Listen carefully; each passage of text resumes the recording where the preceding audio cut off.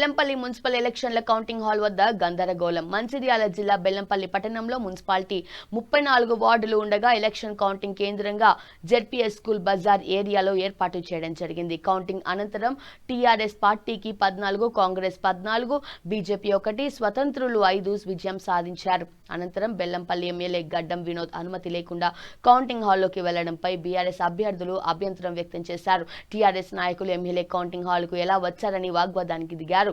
BRS మాజీ MLA Durgam Chinnaiah హాల్లోకి అనుమతించకపోవటాన్ని అధికారులు ప్రస్తుత ఎమ్మెల్యేను ఎలా అనుమతి ఇచ్చారని మున్సిపల్ మాజీ వైస్ చైర్మన్ బత్తుల సుదర్శన్, తాండ్ర రామకృష్ణ, పక్కనే ఉన్న కాంగ్రెస్ ఏజెంట్లు ముచ్చర్ల మల్లయ్యతో వాగ్వాదానికి దిగారు. అక్కడే ఉన్న ఏసీపీ రవికుమార్ గొడవకు సంబంధించిన ఇరు వర్గాలను సర్ది చెప్పడం జరిగింది.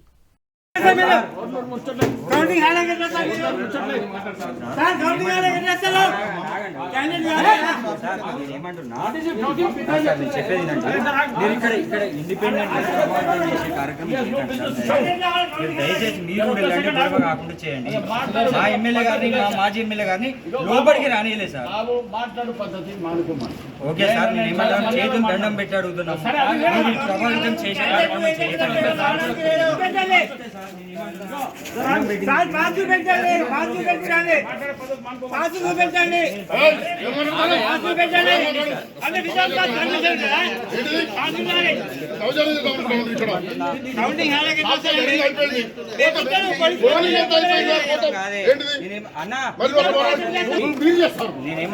అవునండి, మా మాజీ ఎమ్మెల్యే గారు ఎమ్మెల్యే గారు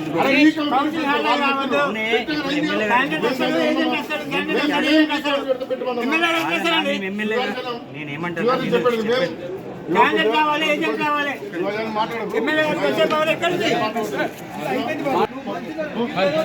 మర్యాద లేదేం లేదు.